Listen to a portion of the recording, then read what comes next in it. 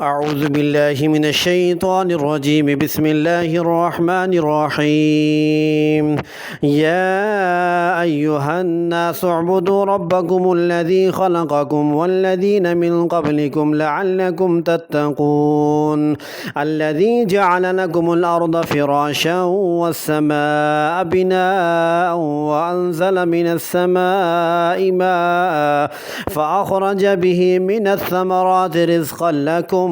فلا تجعلوا لله أندادا وأنتم تعلمون وإن كنتم في ريب مما نزلنا على عبدنا فأتوا بسورة من مثله وادعوا شهداءكم من دون الله إن كنتم صادقين فإن لم تفعلوا ولن تفعلوا فاتقوا النار التي وقودها الناس والحجارة أعدت للكافرين وبشر الذين آمنوا وعملوا الصالحات أن لهم جنات تجري من تحتها الأنهار كلما رزقوا منها من ثمرة رزقا قالوا هذا الذي رزقنا من قبل وأتوا به متشابها ولهم فيها أزواج مطهرة وهم فيها خالدون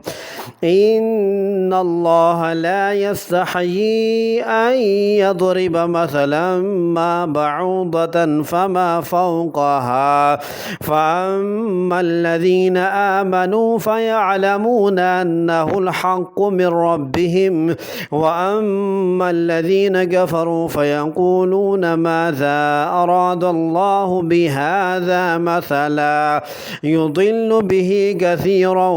ويهدي به كثيرا وما يضل به إلا الفاسقين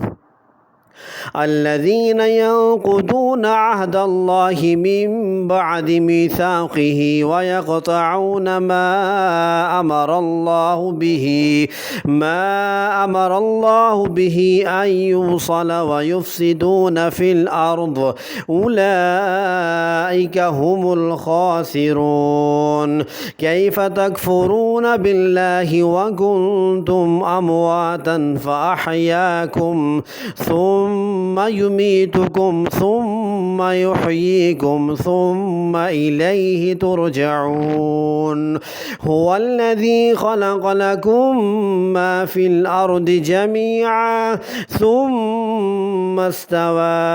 إلى السماء فسواهن 7 سماوات وهو بكل شيء عليم صدق الله العظيم.